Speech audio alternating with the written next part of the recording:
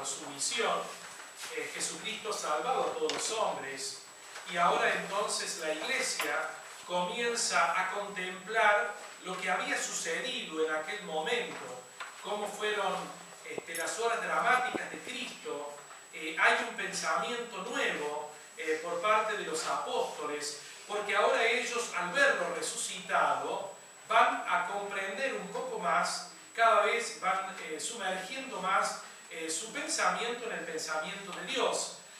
Así nace entonces la teología, que es el pensamiento del hombre tratando de reflexionar acerca del mensaje divino. Eso es la teología, ¿no? Cuando el hombre comienza a tomar entonces una meditación profunda acerca de la realidad de Cristo, de su pasión, de su muerte, de su resurrección y también de su ministerio público y de su encarnación. La contemplación primera de los apóstoles es exactamente así, de su pasión, muerte y resurrección. Después la contemplación de los apóstoles se acerca más al ministerio público y finalmente al milagro de la encarnación. Sigue esta secuencia debido a la fuerte emoción y la fuerte experiencia que tienen ellos de los últimos momentos de la vida de Cristo. Nosotros, si tuviésemos que escribir la vida de cualquier persona y hacer una biografía, comenzaríamos entonces por su nacimiento, el desarrollo de su vida, finalmente la muerte. En el caso de Jesús es distinto. Los evangelios comienzan a escribirse en su pasión, muerte y resurrección. Por eso los relatos del evangelio son tan detallistas, tan precisos, no se olvidan de los personajes, de los diálogos, en todo lo que es la pasión, muerte y resurrección. Después el ministerio público y algunos evangelios, uno solo, mejor dicho, tiene la infancia de Jesús, que es la encarnación del Hijo de Dios, y la infancia en el evangelio de Lucas. Los otros tres evangelios no la contemplan, comienzan directamente con el ministerio público. Así entonces la Iglesia empieza a hacer una reflexión acerca del dolor. Y esto me parece maravilloso, porque nosotros aprendemos mucho a partir del dolor. La mirada que tiene el cristiano acerca del dolor es una mirada absolutamente nueva. Nunca antes se había visto el dolor desde este lugar, desde el lugar de la salvación, de la redención, de la purificación, de la intercesión por los demás. Cómo el dolor a nosotros nos va ganando el cielo, cómo el dolor también va dándole blancura a nuestra alma, cómo el dolor es para nosotros también un motivo de santidad, un motivo de entrega, un motivo de consagración.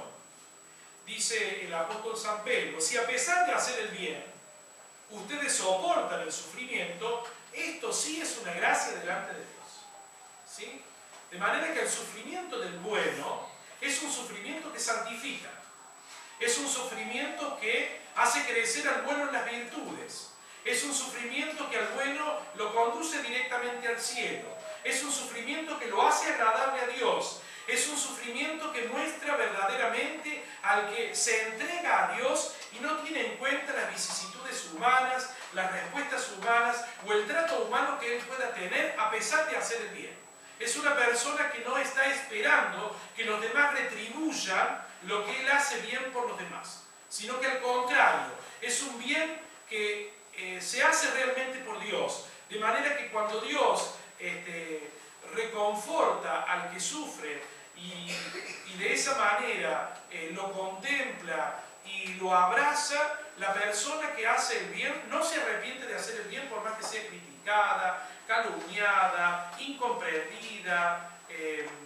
Ustedes saben, muchas veces sucede de que la ingratitud es la moneda más corriente, ¿no? Y nosotros a veces nos rebelamos frente al ingrato y renunciamos a hacerle bien o ayudar al ingrato. No me lo agradeció, no lo tuvo en cuenta. Bueno, la persona buena, la persona que actúa para agradar a Dios, no se cansa de hacer el bien a pesar del sufrimiento y la incomprensión de los hombres, ¿sí? De manera que aquí tenemos un camino hermoso de crecimiento en las virtudes cristianas. Si ustedes soportan el sufrimiento cuando hacen el bien, esto sí es una gracia delante de Dios.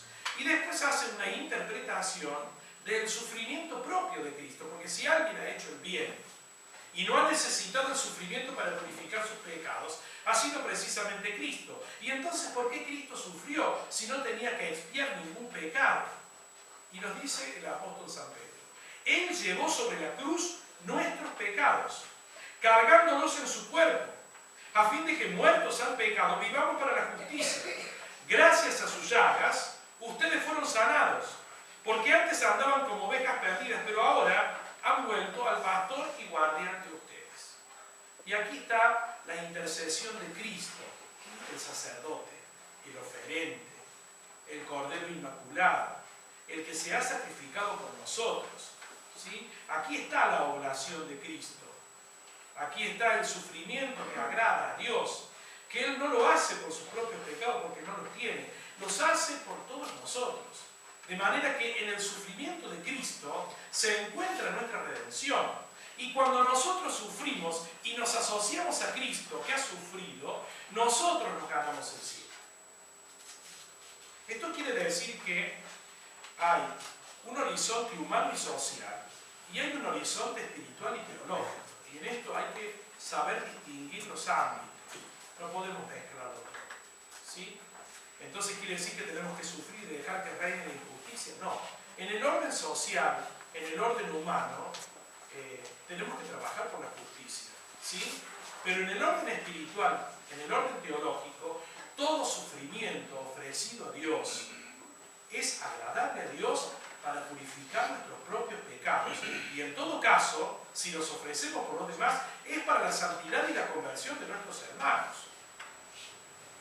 Hay una oración que es muy importante, y es el sufrimiento entregado por los demás. ¿Sí?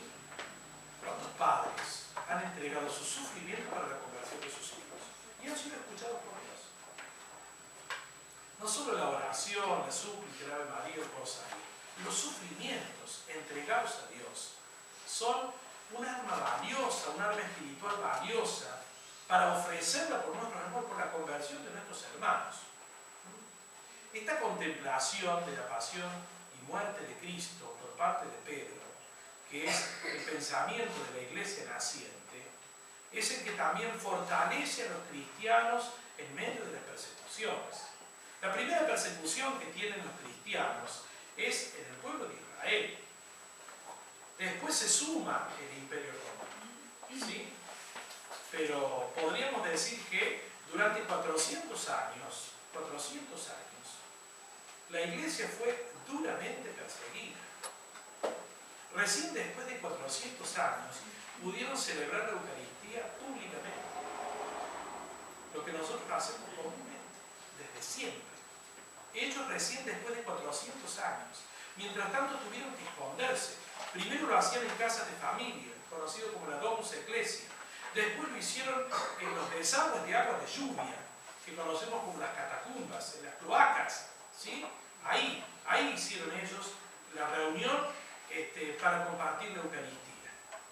Hasta que por fin, cuando se firma el edicto de Milán, entonces se frenan las persecuciones por parte del imperio y ocupan los lugares públicos. Y pueden invitar a todos sus hermanos para la celebración de la Eucaristía que realizaban todos los domingos. De manera que nosotros debemos en ese sentido encontrar en estas palabras de Pedro una verdadera escuela para darle sentido al dolor. Nosotros por ahí sentimos un gran fracaso frente al dolor. A veces hasta nos rebelamos con Dios. ¿Por qué Dios me manda este sufrimiento, esta prueba? Por un lado es lógico que uno tenga cierto reproche porque al dolor no lo ha buscado y a veces el dolor, muchas veces, otras no, pero muchas veces se presenta sin pedir permiso y se queda, se instala. Es un dolor no deseado, no buscado, pero está presente. ¿Sí? Aquí encontramos un sentido maravilloso para poder entonces pasar por ese dolor, para hacernos hermanos del dolor, amigos del dolor. En el momento del sufrimiento puede haber en una primera reacción un rechazo, pero después debe haber para nosotros una verdadera filosofía cristiana para asumir el dolor. No sentirnos no amados por Dios, al contrario, sentirnos elegidos por Dios para un camino mayor de santidad. Dios se presenta entonces como aquel que es el único que conoce a todos sus hijos, es el único que sabe verdaderamente cómo somos y es el único capaz de darnos el consuelo que tanto necesitamos. Él es el buen pastor resucitado, ¿sí? No hay una figura más importante para el pueblo antiguo que la figura del pastor, porque era el que cuidaba permanentemente a su rebaño. El Señor toma esta figura para que nosotros también sintamos esa protección constante de Dios sobre nosotros, ¿no? Este Dios que nos dice permanentemente, te conozco, ¿sí? Fíjense que hay algo que me parece muy, muy hermoso. Dice, el que entra por mí se salvará. El que cree en Jesús podrá entrar y salir. Miren lo que dice, podrá entrar y salir y encontrará su vida.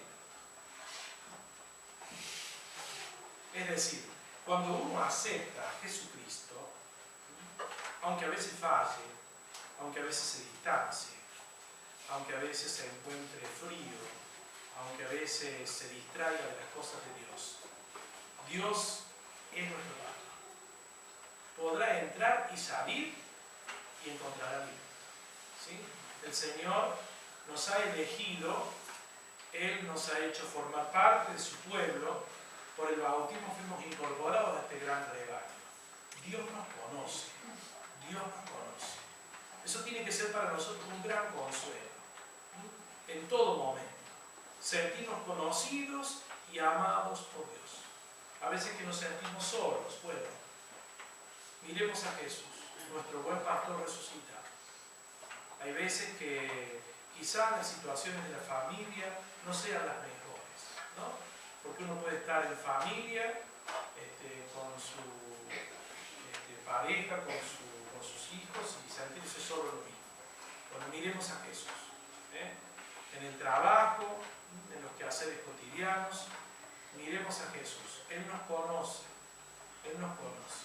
Sentir que Dios nos conoce es sentir también esa paz interior de que nos acompaña, que nos sostiene en todo momento. ¿Sí? Es para que tengamos la certeza de que Él ha dado la vida por cada uno de nosotros, pero sigue presente, ayudándonos y sosteniéndonos. Le pidamos al Señor que nos dé la fe suficiente para que su presencia viva y resucitada esté intensamente viva en nuestro corazón y podamos vivir como esta iglesia de los primeros tiempos, ¿no? Maravillándonos de la obra de Dios y por otro